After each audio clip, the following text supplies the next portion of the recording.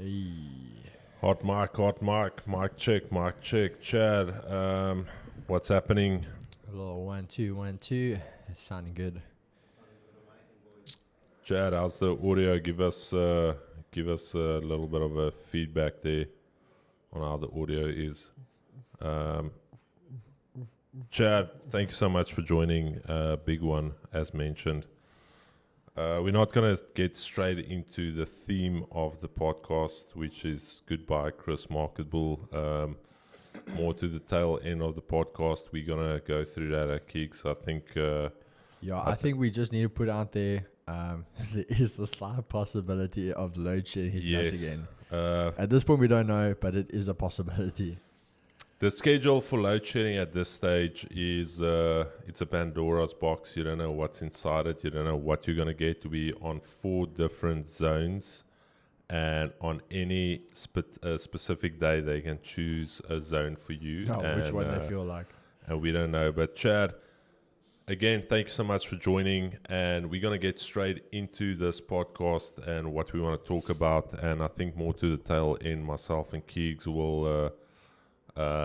we will chat about my departure, the Chris Marketable leaving, but before we do that, we actually wanted to have this podcast. I think it was 2 weeks ago. Yeah, two weeks ago. Yeah. And the reason why I wanted to do this podcast is purely because myself and Keegan, for the last 6-7 months, we've been working together. When we get into the office, it's work. It's basically what content are we shooting. We're live streaming. We've got all of these responsibilities, but never have we actually sat down to get to know one another on a deeper level. And I told you guys, I really want to have this conversation between me and Keegs, where both of us dive a little bit deeper than just the facade of Chris and the facade of Keegan. And before we get any other guests on, I think it's just for you guys as well to get a little bit of a deeper understanding of who is Keegan. You see the Keegan on Instagram, you see the Keegan on the live stream, you see the Chris, all of that. But have you really gotten to know us outside of the markets? And that is ideally what we're going to do here today, Keegs. So I actually prepped for this. Believe it or not, I don't know what this man's got in store. Yeah, Keegan's got no idea, but I told him we're gonna basically bounce off one another here. And I think a good place to start with getting to know somebody is to firstly talk about your early life, that first development that phased you or basically built you up as a person. And the first thing I want to ask Keegan is to share a little bit about your childhood and your upbringing before we go any further, Keeg. So over to you, my brother. Yes, I mean, going back to it, I mean, if you have to think if we just cover the quick basics, so starting off, obviously my parents are divorced. I have a sister, I have a brother. I'm the baby in the family, but still have a very, very close family. Our family is everything. And I think we got to the stage where obviously my brother's a lot older, so he was actually predominantly overseas all the time. Then obviously, when I was going to high school, then my sister went off to varsity, so she was out the picture, so you're kind of by yourself. So at that point, you start mingling with your cousins, things like that. Then going off to high school was also a bit different. I've always been a very, very ambitious kid. My parents have always raised me to be a go-getter. So when I went to high school at the time, all my friends were going to this school, and I wanted to go there. My parents were like, not a chance, not happening. You've got bursary options, you got this, you got that. You're going to go somewhere else. And eventually, I actually went to the school, the open day, and I'll always remember, that was just the one that blew me away. And I went to that school, and at the time, literally a typical, knowing 1 or 2 people there. And then that's where, my journey started, purely being because I wanted to go there for sports. Then, things just took off there. That's where my sporting journey started. Where's this now? Pearson, yeah. My sporting... Primary school? What primary school, I was at Lorraine. But it was the same thing. I was always, if you want to say... we actually spoke about this the one day where I was like, a sportsman, if you're truly good at a sport, you're generally good at all sports. Yeah. You'll shine at one, but you've just got the normal handball coordination, things like that. So I mean, in primary school, I could play cricket, I played rugby, I played hockey, I played everything, and I was decent at all of them. But you go to high school, as I say, you get more serious. You choose the standout ones. So yeah, going to high school, I think that's where the big decision initially started. Was I want to be a professional sportsman when I grow up. So you start focusing on your sports, and that became like my everything. So a lot of my, if you want to say, decisions that came later in life were purely based of sports. Right, Keeks. Going on to the second one, any significant experiences or people in your upbringing that shaped you into the person you are today? Obviously, I mean, my parents were a massive part in my relationship. I think the big one being, again, my mom, very, very supportive. If people meet me, they'll always say, listen, I'm like a mommy's boy. I love my mom, but would do anything to help me with those goals that I had, where my dad and me also had that connection. But if you want to say, I know this sounds bad, but if you want to say that a business agreement, I was young, but because I was always raised to be maturer because of my sister, my brother, the people I hanged out with were always kind of older than me. You're forced to mature a bit earlier.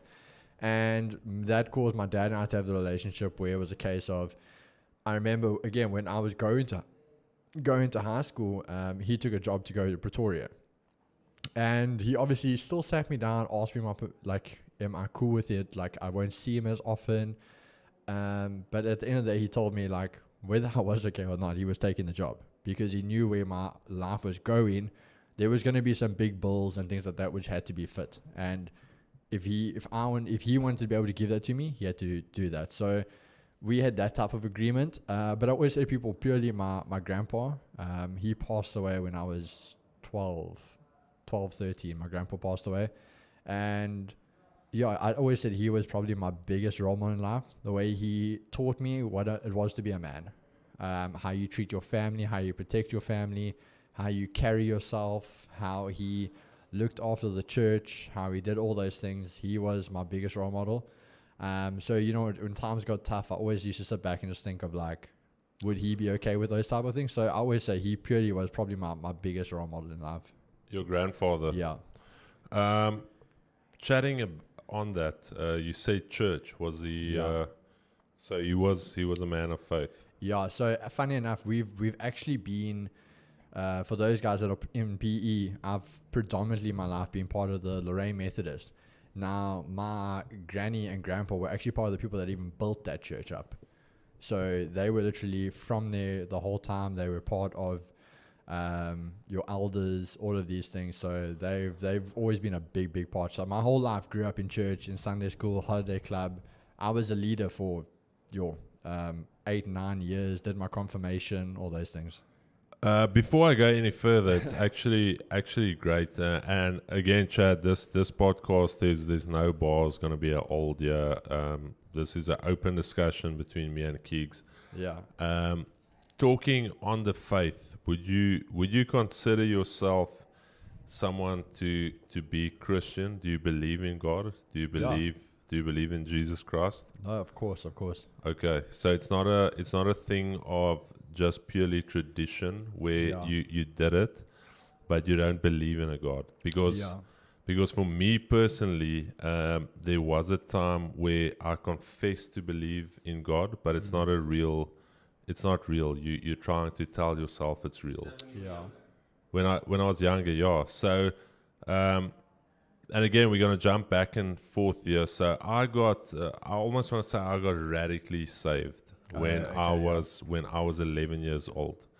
My parents at that stage, we didn't go to a church a lot. I wasn't the greatest kid, if I'm very honest. I was listening to not the right music, like 10, 11 years old, listening to Limp Bizkit. What am I doing? Listening to Dr. Dre, The Chronic, bro, like, you're 11 years old, what are you doing?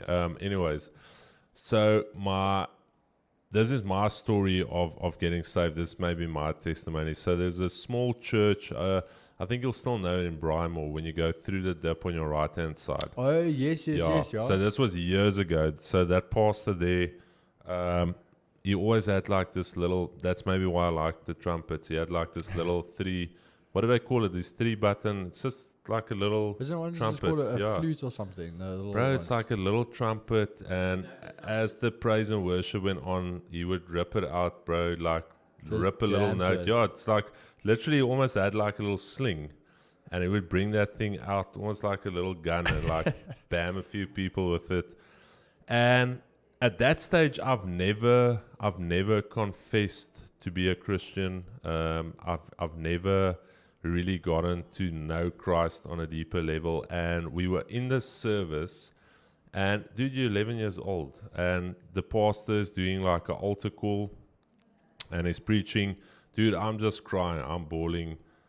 He's calling people forward. Literally, the Holy Spirit convicting you, not condemning you, convicting you of your sin.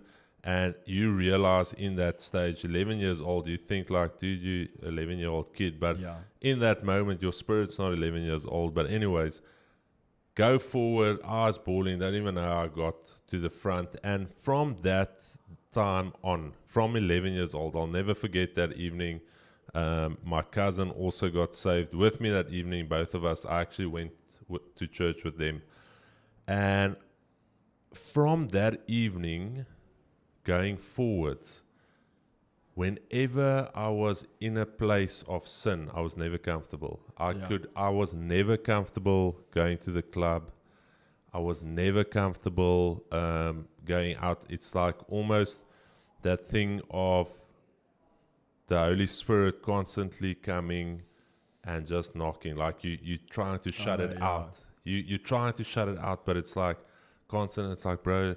And I think that's why we drink, because if you've gotten to that stage where you realize, like, listening to this thing is real, faith is real, there is a transcendent being like higher than us, then all of a sudden we try to numb that emotion with drinking, with girls, with drugs, whatever it is. So that's actually one topic I did want to discuss. And weirdly enough, Chad, the thing is, me and Keeks talked about it. The thing with faith is it's a very touchy subject, I almost want to say, when it comes to what we do. I think also, but like when it's the real stuff, if you want to get into it, the real and raw stuff, where in the nutshell, for example, that those don't know, like your confirmation, there's not really that age. They have an age that they consider because that's your of maturity.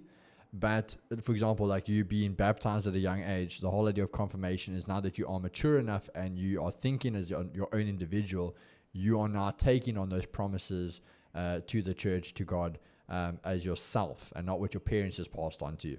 And that's moving forward. But when we used to always talk about it, these guys don't want to, I give money and I'll just give it to a charity and I'll do this. So, you know what? It's good, you're helping out. But where's the outreaches? Even us as senior leaders, when we were 16, 17, going into the locations and doing your outreaches, that was the real stuff. And I think that's just the way people, when it gets to that uncomfortable stuff, people, they shy away. They don't want to be doing it. Yeah, I think the big thing, and again, if there's any Muslim people, Chris, Hindu, whatever, we love all of you guys. Please let's not lose you talking about Christianity here. But my thing is, I think the Christian faith has lost a lot of credibility. I think purely due to, I don't even want to say the US Christian movement, but it's become like this light, smoke, and mirrors, it's an event. It's like going to go watch a performance. Yeah, it's like you're going to the Super Bowl on Sunday, and there's lights, and the pastor's coming in a Rolls Royce, and it's flying on jets, and it's all of a sudden you don't know, like, am I going to a church or am I going to a Grammy Awards? Like, it's real. What is going on here? And I actually had a conversation with one of the guests we're going to have on. We talked about it, the gangster pastor. Yeah.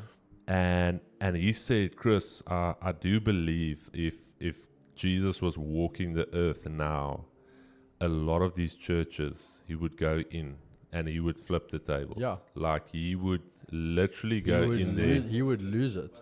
He would flip out on them, and I think we're at that stage where it's like, that's why it's dangerous. You can't go to any church. It's like you need to really have discernment before you go and sit under preaching. But Chad, let's not make this too religious.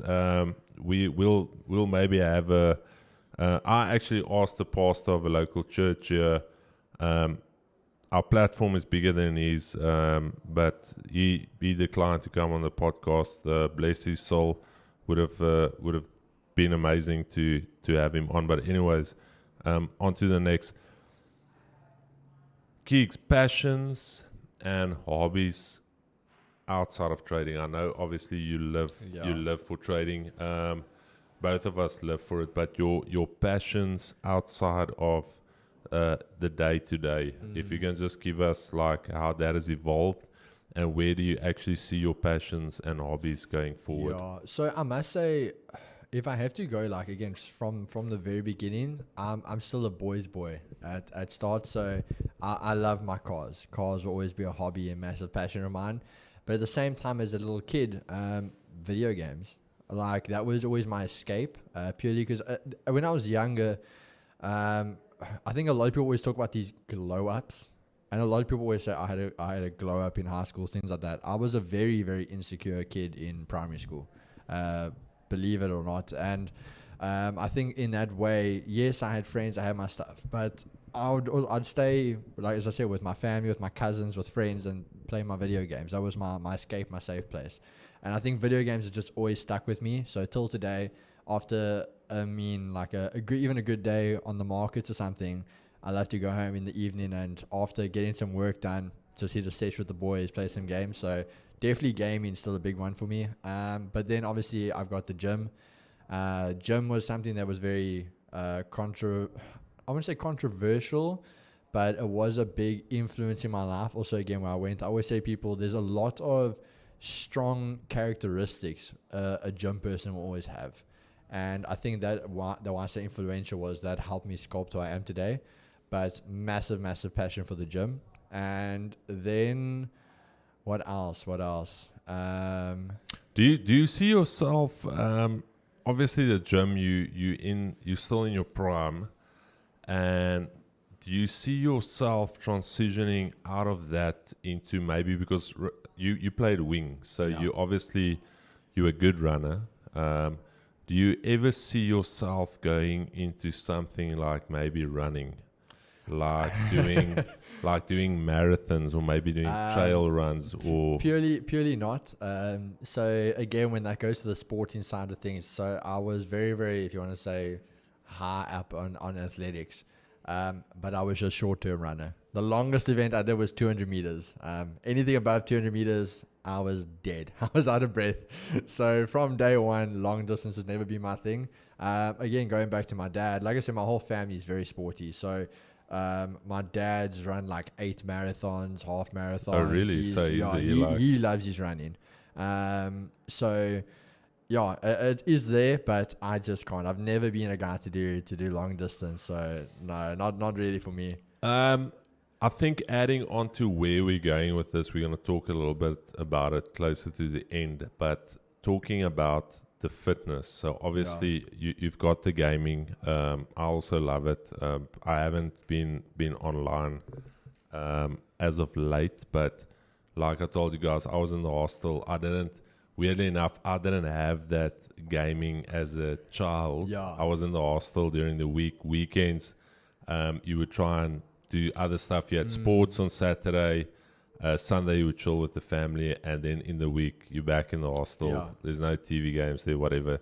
So weirdly enough, when I started working, I think I still told you, that's when I had the funds now to buy like my own PC and a PlayStation. And my wife would tell you, we've been together for almost 16 years, and I went through. Remember, I told you guys I'm very obsessive. So if I liked something, for instance, when I decided I'm going to do Ironman, bro, all my funds went into that. Yeah. Got a carbon bicycle, the best wetsuit, whatever. But then the same with gaming. You went full in. I went full in, dude, and I played games sometimes till 2 and 3 in the morning. I would get to work. It felt like there's sand and fire in my eyes.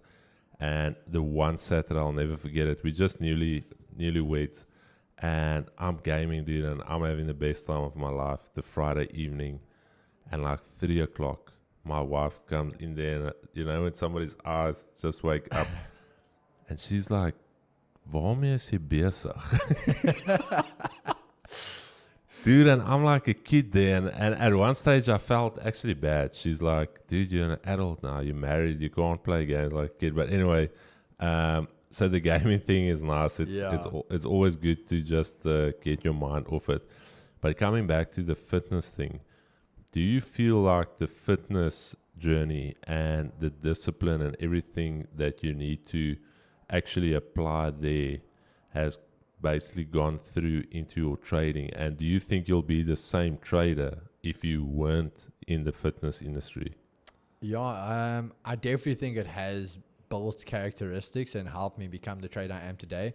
But I think if I didn't have it, again, I'm very the same way. Like, I'm very, in a way, if you want to say perfectionist, I want to get something, I will achieve it if I set my mind to it. So I think I still would have become the same trader. It would have maybe just taken me a lot longer to grasp certain concepts.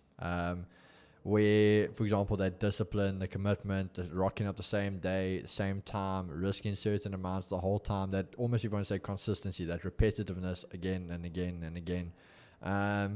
So I think it definitely did follow over and cross over into both of them. But I've always said to guys, when it comes to fitness, there's always certain characteristics you can take away. The guy that's hardworking, he's got determination, he's ambitious, he's all this. Because the thing is with fitness, it's not a you show up once and you see the result. It's not a you show up twice, you see a result. It's not a you show up 20 times and you see a result. But it's once you've shown up 100 times, consistently, you see the result. So it follows through of that discipline. And again, it's not a thing of I go to the gym for an hour, do what I need to do, now I go home and I have McDonald's. Your whole life kind of revolves around you reaching a goal. But you do have McDonald's when you're on the bulk. when you're on the bulk, you can, okay. yeah. No. So you definitely say it added value. No, 100% to that. Going back to, you spoke about your grandfather being a pivotal. Obviously, it seems like you and your dad also have a very tight-knit relationship. Yeah. Was there any pivotal point or any pivotal moment in your life that was life-changing for you, that completely changed the outlook or completely steered you into being the person that you are? Any specific moment in life, and it could be many moments. It doesn't have to be one specific moment. But I feel like all of us somewhere had something either happen to them, good or bad, that fundamentally shifted your perspective on life. Yeah. You know what? I think it might be a case of, it sounds again very, very simple, but I'd probably say the first thing was almost that case of like my first EP comp. As stupid as that is, but like, or your first nationals actually, because we always talk about you in the small bubble, and everyone at school or whatever the case could always think you're the shit, until you go to a national comp and you realize, okay, cool, you're good in your province, but in all the other provinces, there's 30 other guys that are on your level, and now you got to start fighting. That was the easy part. This is where the competition starts. And I think that just opened my eyes up to an idea of what the world is. Like, there's so much more to your little bubble. And that's where I think I started opening my eyes. Then, if I have to just think here quickly, running down, again, if you go to that consistency, the performing, getting knocked down, performing, getting knocked down, then I'd probably say like my first like actual SA podiums. It's just now for athletics. For athletics. Okay. Even then rugby, Also, like you think of like your Craven week in that. It's those moments where you go, and I think after all the years where people telling you can't do something, that's that moment where you've now achieved that like best of the best, and it's a case of I can do this. I'm ticking those boxes off now. Coming back to Craven Week, obviously playing. So Eastern Province obviously has got a magnificent school fraternity in terms of rugby. A lot of great players coming out of EP. So I don't necessarily think there's that doubt in your mind. But as a player, getting to Craven Week, putting on the red and black stripe, was there any stage where you felt like, flip, I don't actually belong here, or like, okay, I'm in the Craven Week, but playing on this level against 9 other provinces where we're playing against the best of the best, was there any doubt in your mind where you felt like, listen, I'm not actually maybe on this level? If I have to be honest, I think that first game, when you run out onto the field, now when we already go, for guys that don't know, when you have that Craven Week, you guys are almost there basically a week before actually, because you go, you basically set, if you're traveling. So when we had it was Joburg, so you travel up, you guys are in hostel, you got your few training sessions so you can climatize, get a bit used to it. Then the weekend before the week, you guys have to go in, you have to get all the media stuff done, you guys have your team photos taken, all of that type of stuff. And all the teams are there the same day. So when you go through, you start seeing the competition, the other squads. And as I think I spoke about the one day, I'll never forget, we basically in line to take our photos behind the Sharks. And at this year is the year they've got JJ van der Mesh, absolute unit, playing overseas now. But the fact you see a guy like this, everyone's talking about like, yes, this boy, he's an ex-Springbok, who's 18, he's 2.06 meters tall, and he's 145 kgs. You sitting there going, holy crap. Like, is this what these boys are built out of? And then it's a case of, boys to men. You'll see what's going to happen. And yeah, I think it's that moment where when you go onto that field before the game, I think anyone that plays rugby will always tell you it's all about getting that first hit. Get that first hit, get your head in the game, and you move on. But running on, you sit there going, this is that moment. Like, I'm either going to get embarrassed here now, and it's going to set it in stone, like, okay, maybe this isn't for you, or it is. And I think that's the only time you really start doubting it. But I think also at that age, a big thing for me was... Because you obviously, I don't think guys realize you weren't as big as you are now. Like, you were like the proper wing, like the... No, I was... I wasn't... I wouldn't say I was that small. But you were built like a wing. Yeah, you were built like a wing. I was about 84 kgs. If you guys had to see photos of me on the wing, like if you go on my Instagram, go far down, you'll see photos. Yeah, it's not these big legs and all this, but I had muscle on me, but majority you shredded, because as a winger and a sprinter, if you have muscle, it needs to be solid muscle, because you can't have that fat weight when you're trying to run. So, I mean, again, not trying to be fast, and someone that knows me as well, my running style, I was actually predominantly a power runner. Okay. So I did have the power in my legs, that explosiveness. Knees when you ran. How did you guys do at the Craven Week that we actually went unbeaten. Really? 3 for 3. It was a big... Who did you guys play?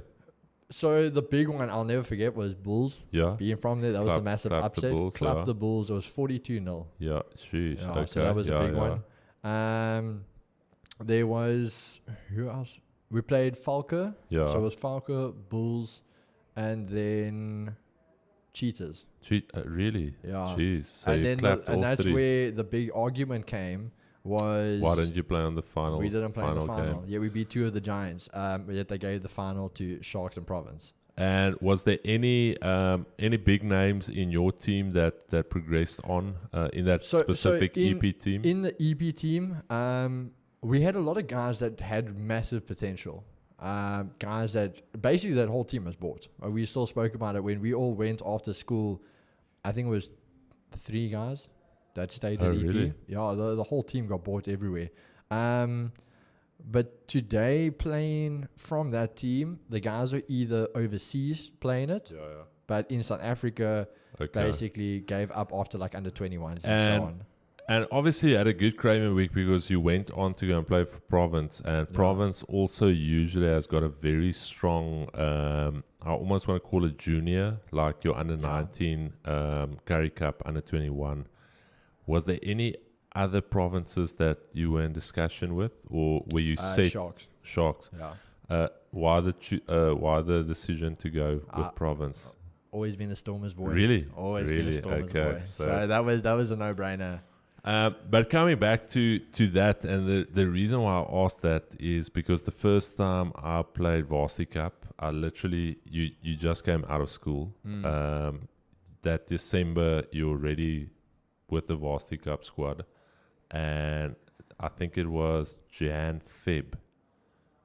You literally 3 months ago, you played high school rugby. 2 months on, you're playing against guys that literally have beards. Like I had like a soft little beard, and our opener was against Marty's.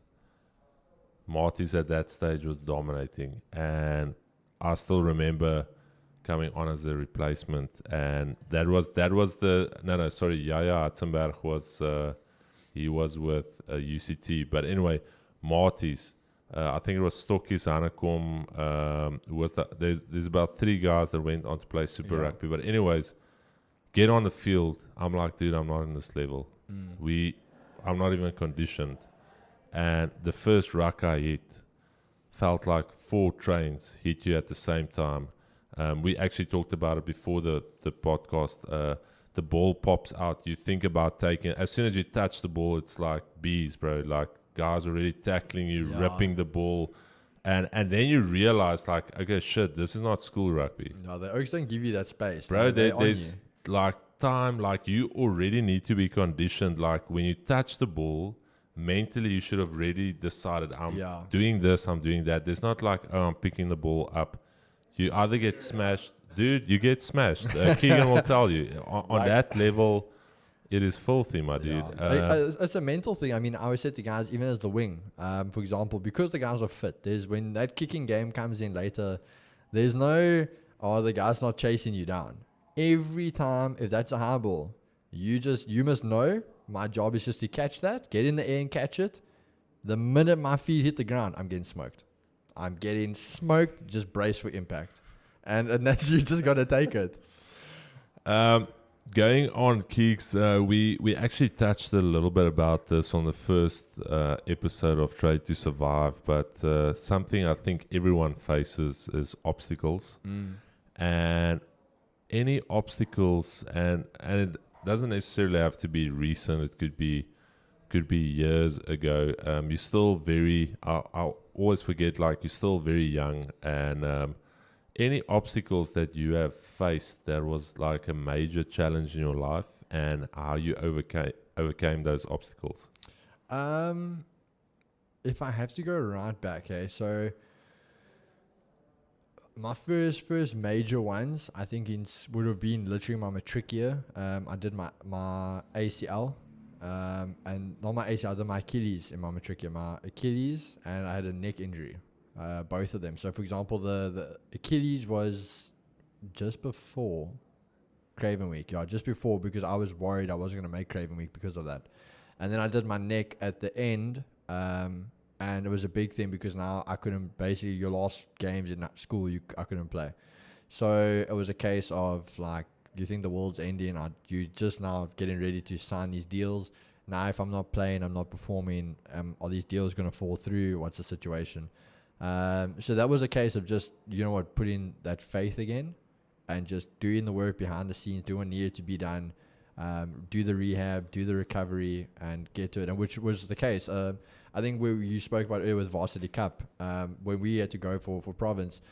December time comes, can't do J-Bay Rage, can't do Plet Rage, you sacrifice that because you got to be prepping, because the 3rd of Jan comes. You're already out on camp. You're on off-season camp, so you cannot be behind. Again, it's all about making a statement that under 19, that's where you got to prove yourself. So that went out the window and had to graft. And then, if we're talking a little bit more serious, honestly, recently would have been last year. With the bodybuilding, I had certain things with my health I had to sort out. So you kind of took a bit of a mental dip with that, and that took a bit of strain on me. After how much progress I made, you kind of fall back, and it's like, what am I doing? Knowing that my body's recovering, I can't fight it.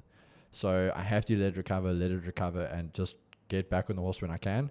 And at the same time, is when my Forex funds went down. So it's the case also, I had my consistency build up my savings account, as we always talk about that planning, but not thinking I was going to need it straight away. It was almost a month, 2 months after going full time, poof, there you go. No big salary or money coming in that I'm used to, and 7 months, that whole savings you had just went out the window. And it's a case of, do you lose everything? Do you have to put your tail between your legs, go back and get a job again? I had to sit down, and as I say, already being in this mental hole, you have to sit down and dig deep and figure out what you were going to do. So I think as men, the big problem also is we don't like to talk about these things when you're in those holes. No. So you put that pressure when you at home at night, when you sitting in bed on the phone, when you're doing those things, you sitting there going through these thoughts, putting that plan together of how you're going to get through this. And I think that was a big thing for me. And I think we've spoken about it before. It's an easy answer to go ask for help from someone, a family member, do this. And that was one thing my grandpa always spoke to us about, was if you got yourself in a situation, you best know you need to find your way out of it yourself. And that's what I just knew like I had to do at that time, because at the end of the day, how I get out is going to benefit me and make me who I am when I get out of it again. It's that saying, I played it once on the pre-stream, where the guy said you grow through what you go through. And again, we've talked about it so many times, where we try and get out of a hard situation. And if you really want to grow, you should chase these hard situations. Yeah. You should chase taking those risks. You should try and get yourself into a difficult position. I'm not saying, Chad, be stupid and do stupid stuff. You still use wisdom, but do not be scared of adversity or going through troubled times, going through the fire, because ultimately, again, maybe coming back to the faith thing, that becomes a testimony. Yeah. And all of a sudden, Keegan going through that, now all of a sudden, when we do, for instance, Project 5130, Keegan is talking from experience. And you can immediately tell when somebody is talking bullshit, or it's coming from book knowledge, or whether you hear somebody saying like, bro, I've went through this. This is what I did. This is real. This is not real. But if it's something that Keegan read on some YouTube article, oh, this is what traders go through, bro, we're going to see through you. Yeah. But if you've gone through it, completely different story. Yeah, I think also there was one thing going back to also, again, having like a very like Christian background and stuff. It was one of the camps we went on. I can't even remember the pastor that said to us, but he came and he spoke to us as a group. And the topic was how people always go on and question if God's real, because if he was, why is there these problems in the world? Why do I have all these difficulties? Why is there this and this? And he turned around, and this answer's always stuck with me. And he said to us, you walk the path you walk because God chose it for you. He chose it for you because he knew you were the one strong enough to walk that path. And that always stuck with me. And I was like, he believes in me. I've got to see it through. Good. Chris, the chat is saying you keep them in suspense. Nah, the chat needs to wait. Keegs, in terms of personal development, I think you guys have all seen, like, even when you get in my car, there's like some motivational thing playing. Yeah. He made me listen to one this morning, and as I'm listening to it, he just puts his headset back on, and I'm like, oh, this is for me. Yeah. I've already listened to it twice. So weirdly enough, I was never that guy. I was never the guy to listen to a podcast or read a self-help book, because you go through your life and they always say, oh, you the kid born with the golden spoon. Like everything you touch just happen. Like you top 5 going through school. You don't study a lot, but you do well at school. You do well at sport. I go into my first job, absolutely smash it. Basically 2IB of the company within just a couple of years.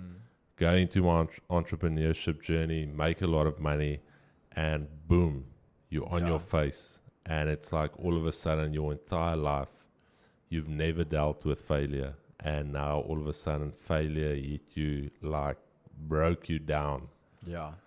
And that is where I started. And that is what initiated that to be like, bro, I don't want to say your entire life was always the path of least resistance. But now all of a sudden it's like, bro, you thought everything you touch is going to turn to gold. And now you got your ass handed to you. Yeah. And now it's a case of, okay, flip. I actually need to develop myself to go through this. And when it comes to self-development, is that something you prioritize to say, like, taking stock? This is the Keegan from 6 months ago. This is the Keegan now. I need to really get myself to that next level. I want to lead people potentially. I want to build a big business. Yeah. Is that something you prioritize? No, 100% is. I am a firm believer that where people are going and telling you, like, if you've changed, well, good. I hope I have, because if I haven't, that means I'm staying the same or I'm going backwards. I need to be changing because I need to be evolving. So again, change doesn't always mean it's bad. Change can be good. And like we say, that can mean prioritizing things better. It's simple things. I can be better at my time with my friends and my family. I can get better at balancing my work life and my private life. I can get better at finding that time for more faith in my life. I can do just, you work things out better. There's always room for growth. I can always improve myself as a trader, which we always talk about. Even today, we have a stream, we have a community.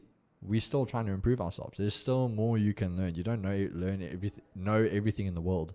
So there's always going to be that room for improvement. So, and that's why I'll always move forward and try something. One of our friends actually also said this to us this year, and it's something we actually striving to do was, when was the last time you did something for the first time? Sure. And I sat there and I was like, you know what? When we get the chance now to start a company, I'm not going to hesitate. I'm going to jump at it. It's a new opportunity that's come my way. If I can do this, I'm going to go for it. If this happens, I'm going to put my hand in it, because it's all about that growth and all round at the end of the day. Chad, we're going to chat about the core thing very shortly.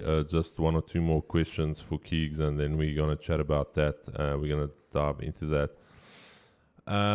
Talking about beliefs, and before we go to beliefs, and I think the reason I'm asking this is because this is something even till this day. I wouldn't say I struggle with it. I don't know if it's a continuous journey you're on, but purpose.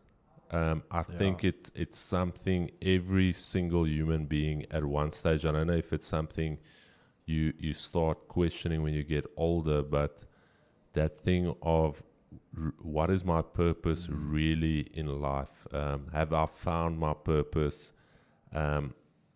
Sometimes you feel like, okay, this is my purpose, and then sometimes it's like, flip.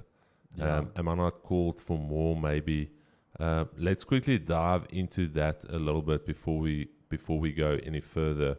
Do you think you have found your purpose in life? I think now, honestly, I have. It is a question I think you always ask yourself. Again, being someone like myself, coming from the sporting background, all these things, obviously academics was never the thing for me. As much as my dad would hate to hear that because he's an academic, it was never my thing. My brother, neither my sister. But when you have the sports, for example, when I eventually stopped playing rugby, it was always the purpose of, maybe did I make the wrong decision? Was I actually meant for athletics? And I chose rugby.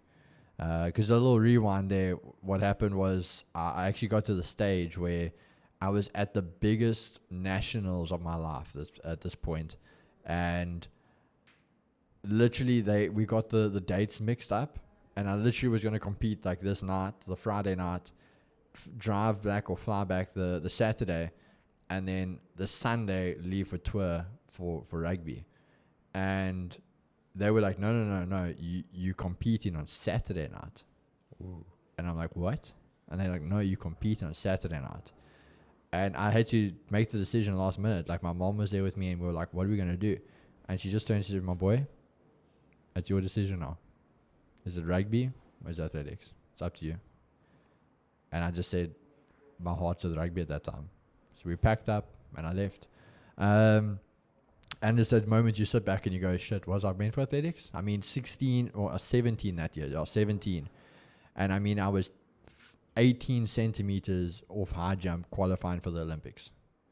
So, like, there was that, yes, you're 17, but, like, again, working 2-3 more years. Could I have been an Olympic athlete? You don't know. So, yeah, it was always that question. But then when I got to this, not just the trading, I'd honestly say, like, from, again, last year, when it was the thing of the streams, having this community, having this purpose of giving back and all of this, then I sat there and I was like, I absolutely love what I'm doing with my life right now. I'm loving the giving back. I'm loving the trading. I'm genuinely happy. Even though we go through these hard times and tough times and the cuck days, but I don't ever sit there and go, damn, I wish I was doing something else. So I honestly think, like, I found my calling with this. Yeah, I was actually thinking about it last night, and just the weird thing with me is I always rehearse. I don't know. I've chatted to you guys about almost the second person in your head, your thoughts, and you would run like scenarios in your head, and I'm chatting almost to myself, and I'm like, okay, when we chat about this or that, and the big thing is, like, the chat and the community, like, they feel like they need us, but for me, honestly, as a person, I actually needed them, because I was going through a lot of stuff, and I was down and out in, like, I don't want to call it my mental health, but after losing my father, having to close down my business at that stage, having to help my mom, all of a sudden seeing my mom sad, like, I was going through stuff. Yeah.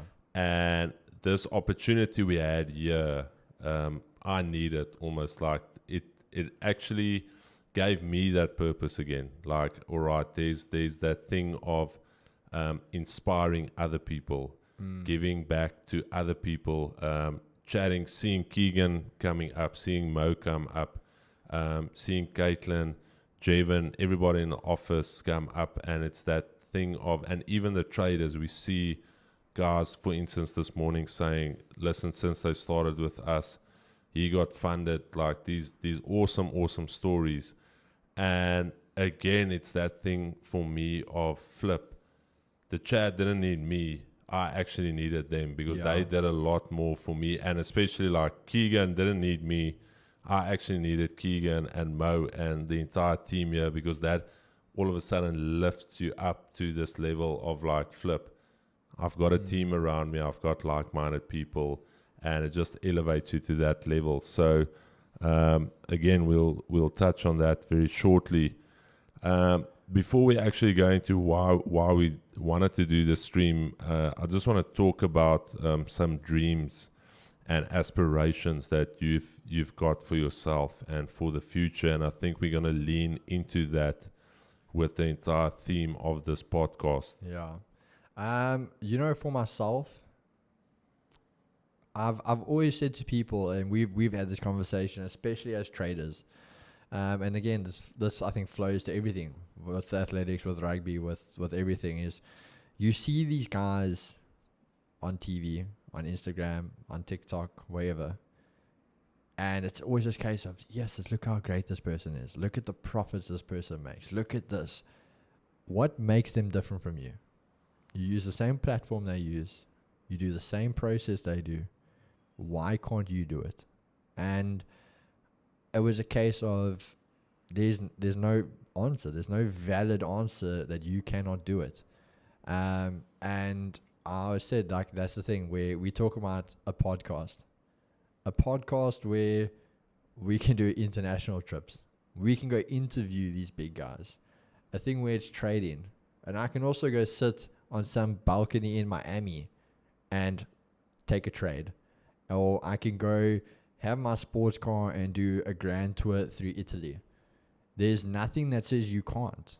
I understand there's things and goals you have to get there, and that's where we talk about break them down. You build up, and you will get there. But I've always said, like, I have these bigger goals in life. I don't want to just be, I don't want to just do this. I want to, again, have that outreach. And I think that also goes to growing our community that we talk about now. Why must our community only be South African? And that's also what I actually love. Our community isn't. It's already showing you that those doors are opening.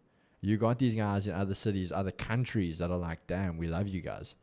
And I think, you know, as stupid as it sounds, I always remember watching these YouTubers that were like gym people and that, and they go to these conferences, and like in a way, and they have that first time they have that their little event or their corner section, and they get there and there's these like 10,000 people lined up, ready, waiting for this person just to take a photo with them.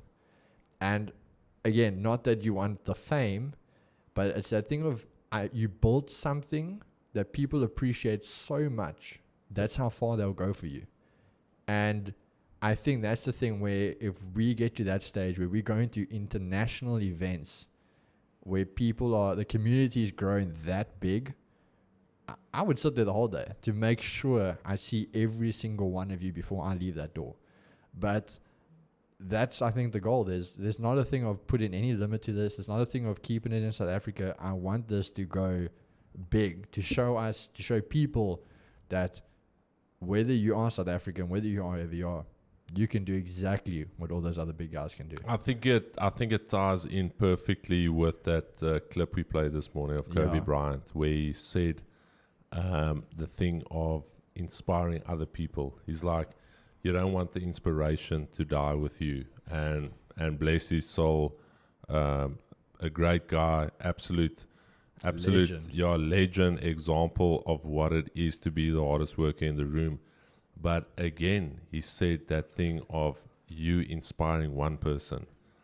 That person goes on to inspire the next. All of a sudden, that one little seed you planted, maybe God placed us here to do the stream and we inspire one guy. And maybe the work doesn't even come through us. And then maybe it's just that one guy that got inspired, and just through that, he changes 10,000 people's lives. You say that, sorry, like it just makes me think of straight away, hey, there's that story of, again, I know there's a lot of controversy around it, but it just lines perfectly. The story of when Q Banks was really starting to take off. And he went and he did like a little boot camp in Miami. And there were these two kids that were in that boot camp. Lambo Rule and FX Alex G. And look at them now. That's a perfect example. The two times, yes, we know where Lambo Rule comes from.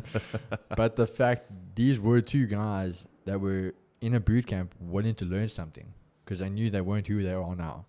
And that's the whole thing of it. And I think a lot of times me and Mo actually had this conversation. And Mo, apologies if I share something personal here, but me and Mo were chatting about certain limitations we put on ourselves. And I'm always digging deeper than just the surface when I sit with somebody. So when me and Mo, it was one day after hours, we had this discussion. And I said, Mo, listen, where do you see yourself? Like, where do you see yourself in 5 to 10 years? And Mo was like, I haven't really thought about this or that. And I'm like, Mo, I see you as that guy that's running, for instance, his own media company. You've got a team. You're doing this, all of that. And he's like, yeah, I don't really see that for myself. And I'm like, why though? And he's like, no, but I'm just this guy from Rustenburg, this and that. And I said, no, but that's the thing. You've already placed a ceiling on yourself. where if you can break out of that mindset, and these were, Mo can correct me if I'm wrong, these were the exact words. And I said, Mo, if you really put in the work and you really put in the effort, you should actually be expecting more. Yeah. That dream you have, that should actually be like, that's the minimum. Because you are doing more than the other guy. You are waking up early.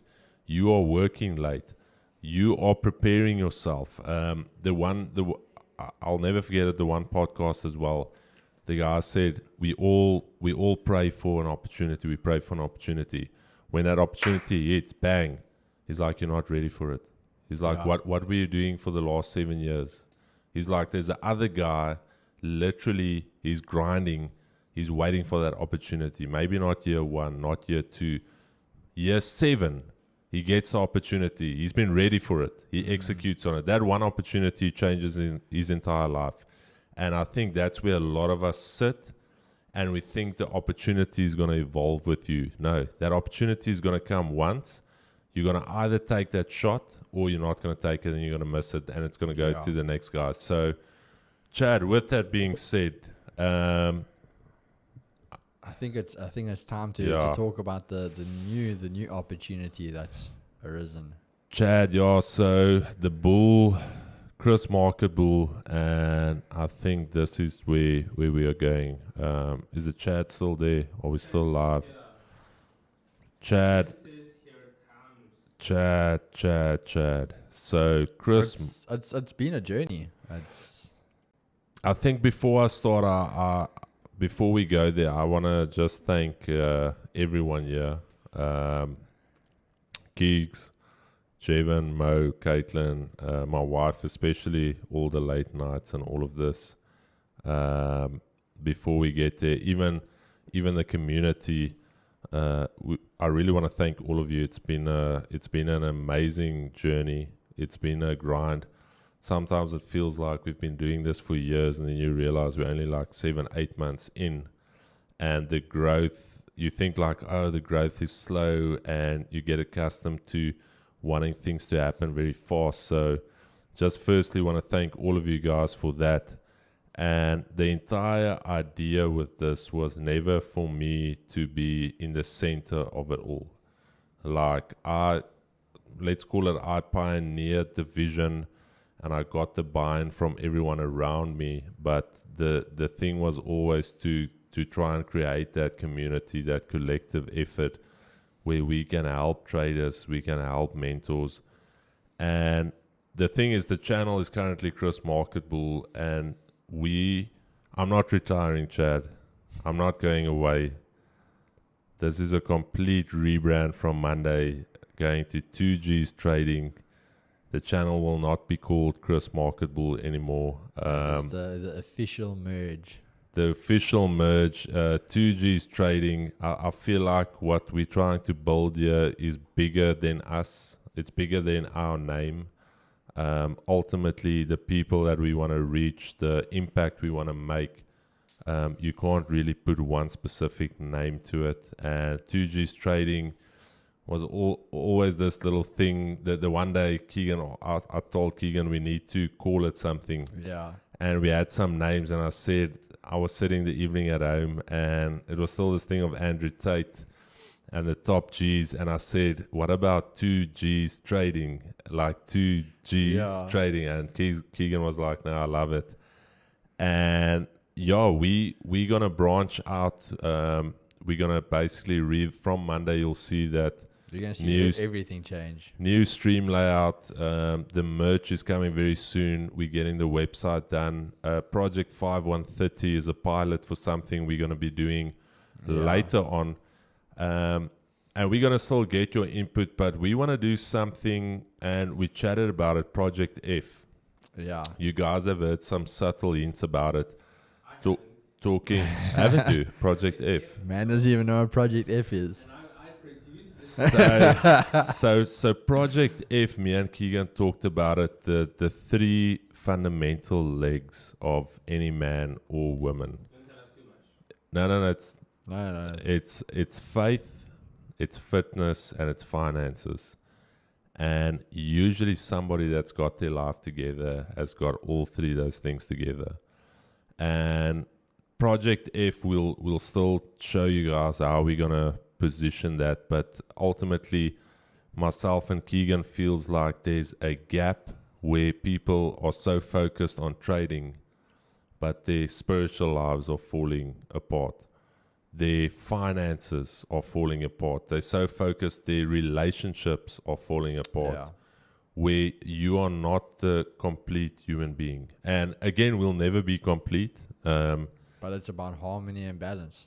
It is exactly about finding that balance where you can say, listen here, I am a very well-balanced human being. I'm doing well at my job. I'm doing well in my personal development. I'm doing well in my faith. And again, we're not going to try and push Christianity or Islam or whatever on anybody. Faith is bigger than that. It's that transcending of you almost submitting to a higher being, acknowledging that you are a finite being. So there's a lot that goes into it. I think in a nutshell, if you had to really just say it, it's almost a way of the grooming of the properly next generation of gentlemen.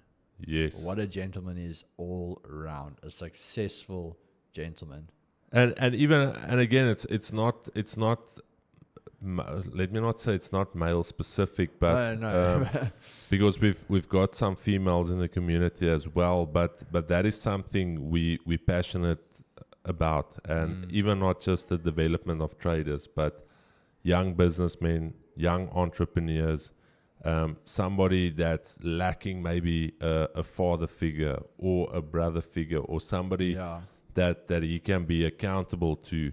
And ultimately, this is the next evolution of what we are doing, and to really build that community again. Like everything we're doing is for you guys. And whether the channel grows, whether it doesn't grow, I can promise you behind the scenes, we're putting in the work. Guys, there's so much. There's honestly so much coming. Chris, do you want to talk a little bit about the society aspect of things?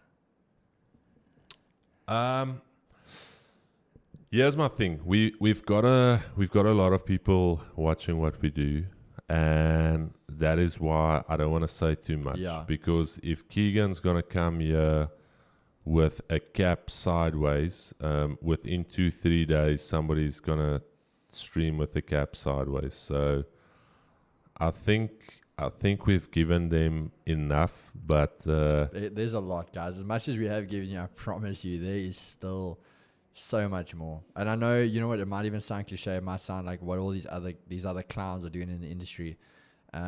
But again, we're building something proper that's not just for South Africa. It's for an international platform that you guys are going to be recognized. Something that you're going to show. It's not about playing with these demos, playing with these little guys. It's about being all-around guys that's showing that you can bamba with the big boys. You can do it any day of any week, and you'll be there. Mo, is there? I can't see the chat for some reason. Are the guys in the chat? What's happening there in the chat, guys? Any questions there from the chat? Right now we've got 108 guys online. No, the guys are happy. First of all, the guys are relieved. Okay. The guys that have made a switch there, but the guys are ultimately happy, man. Their lives are being changed. Those are some of the comments here, but I think ultimately the sentiment in the chat right now Is positive. It's positive. I think the guys are ecstatic. I am too now. But also, guys, hold on. I think the one thing we're going to do, and I'm even putting this on the spot. I know Chris and me spoke about it, and it's always back and forth. This is going to be going on the road. We're going to make it a mission in the coming months that we will be making appearances around, doing things, whether it's podcasts, whether it's meetup for the community. But this is going to be on the road that, again, we can have that outreach for you guys. But we're not going to go on the road when Keegan every time bends our mics. I wasn't me last time. Chad, so Mo, please mark that mic stand because he's literally bent all of them. That is not me. This man literally takes the thing, he overpowers it like in a completely opposite axis. Snaps. Yeah, Chad, very, very briefly, what we obviously want to do is the Project 5130 is ongoing. It's a very intensive one. We took on a lot more guys than we intended to, but there was such a big need for it. So we didn't want to only limit it to 5. I think we decided on 30. Yeah. Because everyone, the guys that entered are really hungry to learn. They're diligent. Sunday morning, I still told Keegan, and again, it's that thing of doubt. And I'm driving to the office on Sunday morning, and I'm thinking in my head, bro, it's going to be me and Keegan and Vince. 3 people, yeah. Me, Keegan, Vince, maybe 2 guys. And would you not believe, literally whole crew was there. 98% of the guys are already waiting. And that honestly, again, showed me that what we are doing, even though we're sitting on the other side of the screen and we don't maybe personally know all of you, it just shows us that we value you guys as people. I think people forget that we really value them as people. That's why we always try and bestow respect on people. And when that respect is mutual, like we'll go lengths for you. We'll literally put in the work. We will make the effort to really give you guys the best. And that really for me was a touching point last Sunday, getting here and the guys were ready. Yeah, the thing is also for me, guys, just firstly, I think that's also why I always put it out there. Please, if I don't answer your messages, I'm not personally ignoring you. I'm just terrible with my phone. Like, I've got my mates that literally eventually phone me and they'll be like, bro, you dead? Like, what's going on? Like, I haven't heard from you. So, again, it's not a personal thing. It's just I'm terrible with my phone. Matt, the guys I do reply to, I think Adam who messaged me the one day with an awesome message just about how we've been changing lives and all this. And literally, we say we started this project and already how many guys are past phase 1, phase 2? These guys are already with live accounts. It really has been amazing. And that whole thing of that hunger these guys have, there's not one thing we've asked of these guys and they turned down. If we said something, awesome. 100% they did it.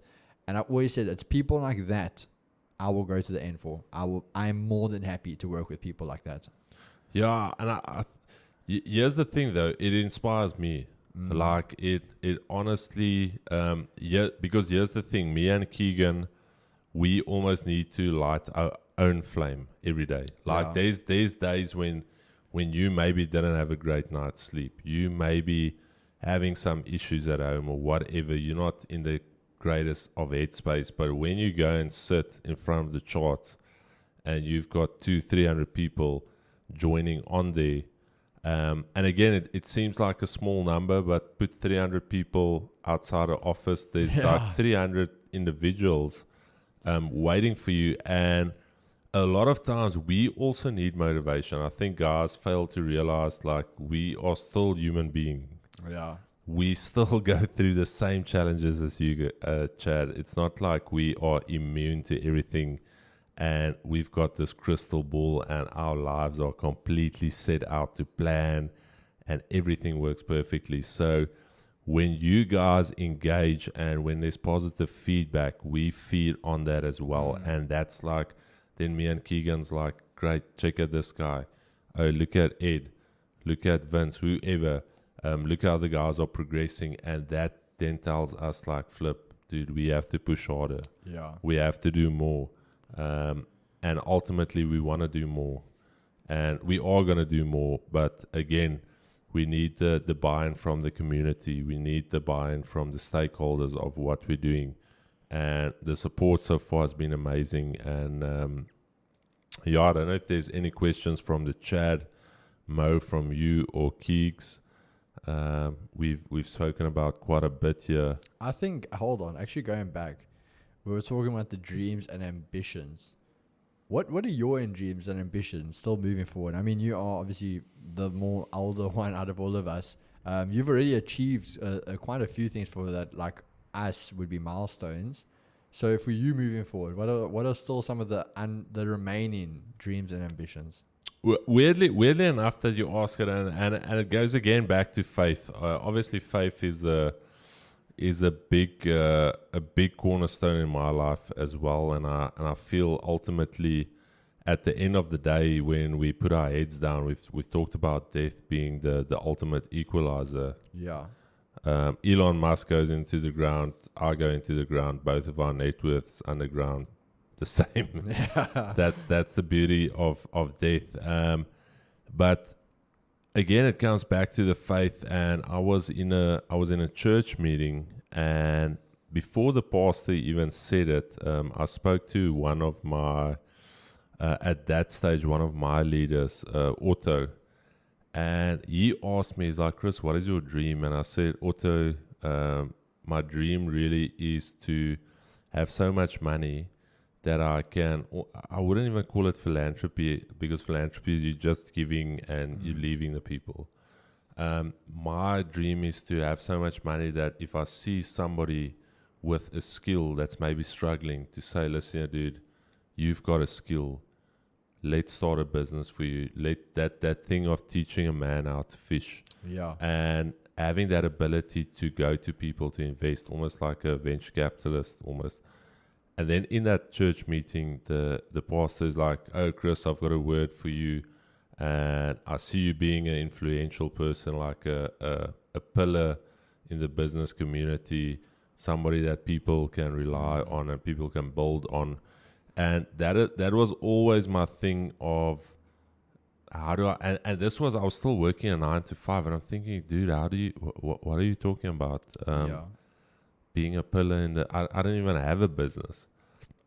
And my thing is, again, that thing of coming back to the purpose, where it's that of inspiring other people, giving back.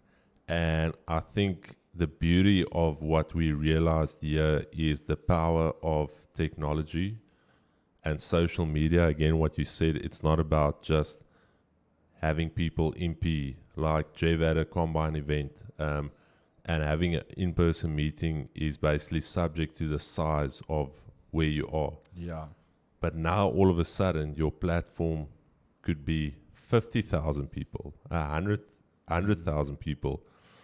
So my dreams and ambitions are for what we're busy with now. And I honestly see this almost as the seed. And again, we spoke about some other stuff as well, like the seed you plant now is maybe, this is not the final form of it. Yeah. This can branch out to, let's say, for instance, having an outreach program, having a social development program, having the ability to go into lower LSM communities, putting up, say, a school, for instance, putting up a service where guys can have access to internet, clean water. Mr. Beast, perfect example. The guy gets frowned upon for doing philanthropy work, and it's like, what are you doing? And I'm thinking, dude, this guy is literally giving away all of his money. But I ultimately think that is the base of what we're doing. And if we keep that vision of trying to help others and never get to the stage where it's just a one-way exchange, where and with most of what's happening in the industry, it's a one-way exchange. Yeah. The mentors out there, it's like, I'm going to give you a little bit, but I want the bulk of it. Yeah. Like, you're going to pay me, and I'm going to try and give you the minimum. And if we ever, we've spoken about that, if we ever get on the scale where what we give and what we ask is not in equilibrium, we must step away. Yeah. And we never want to be that guy that says, oh, join this for 10,000 Rand, but we know personally the value is 500 Rand or not, it should be free. Then it's a case of, so if that's something you just whooped up on Word one night at home, you can't be charging guys that amount of money for that. There's zero effort to it. and again, my thing is, you have a certain level of respect and honorability in what you do. Yeah. Like, you do a certain body of work, and you want to be proud of it at the end of the day. To say, listen, yeah, I've put in the work, and look at what the fruit it has bared. Like, I always say to people, when you proud of something, you'll put as much time as need be into something. And I think honestly that used to flow over into my art and when I did art and design. Like my art pieces, you know what? I'm not even trying to toot my own horn, but I could do like proper stuff when I put the time, the sacrifice hours. But when I was like, I didn't do it, I was not just fooling around. Then my deadline comes. I'm like, oh shit, now I can get this done. Get it done 2-3 hours. Of course it was shit. I'm not proud of that.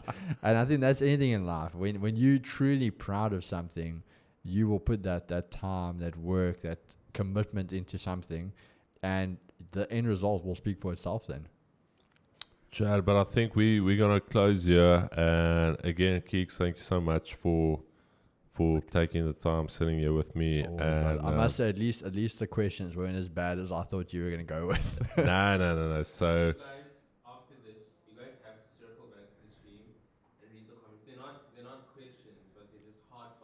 Okay. Okay. No, we definitely will go through the messages. And again, I want to thank everybody here.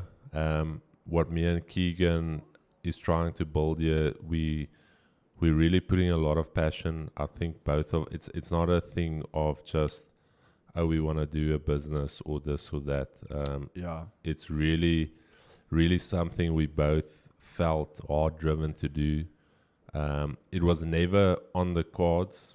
Let me put it this way. If you asked us 6 months ago, are you guys going to do some type of mentorship? Are you guys going to do some type of self-development thing? Both of us would have said no.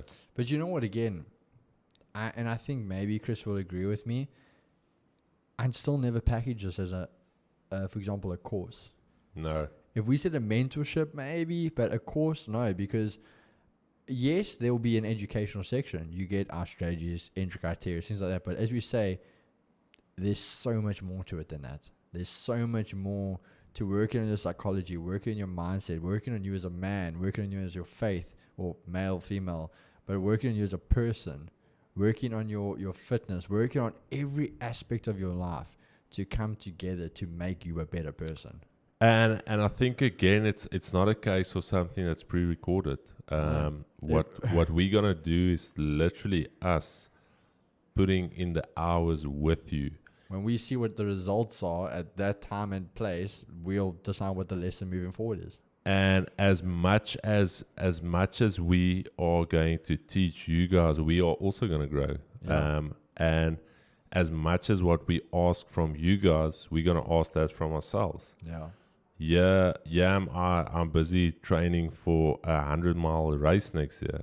Like Keegan will tell, I'm a big guy. Like my knees are already begging me, saying like, no, don't do it. Oh, what are you doing? But again, it comes back to inspiring and saying like, listen here, I've done hard things. Like I've done and I'm not trying to be David Goggins or anything. Like I just thrive in that challenging environment where it's like, dude, that's what wakes me up. Like Keegan asked me, how's the session's been going? I promise you, when my alarm goes off 4:45 in the morning, the first thing I think about is 100 miles. It's like, boom, out of the bed. It's not even a question. It's like, bro, you are going to bleed next year. Each of these sessions are little blocks. You're building a base. And again, it's that thing of having that vision, that foresight of where you're going. So, again, Chad, thanks so much. Keegs, any closing remarks for you? As I say, guys, thank you truly to all of you guys. The support has been insane. We absolutely love the community we've built. I love the team that we have. Again, as I mentioned earlier, get into Adventure. I've met Chris, met Mo, Jevon, Kate, work in the team we have here. As I said, there's nothing I'd literally be thinking of doing what I do now. I've worn the colors, I've worn my provinces, I've run out in stadiums, you know what, I don't even blink, and I got the jersey, got the t-shirt, it's done. But now I'm on this next chapter of my life, and I'm loving every second of it with you guys. So tick that off the daily boxes, and just know we're only getting started, baby. Chad, we will see you guys at 4, and it seems load shedding is no more. Those prayers, you guys think prayer didn't work? Our member of 2Gs is clearly back on shift at Eskom. That guy from Eskom, bless his soul, he must be watching 2Gs as well. But Chad, we will see you at 4 o'clock PPI with Keegan and Jev. The lads' energy levels are. I can see it. I can feel it. One of the better Fridays you guys are going to have. So peace and love, Chad. I will see you. I will be lurking here at 4, maybe in the chat. But otherwise, I will see you guys Monday. The bull is still here, but the channel, we evolving and moving into 2Gs trading. Thank you so much, Chad. We will see you guys later.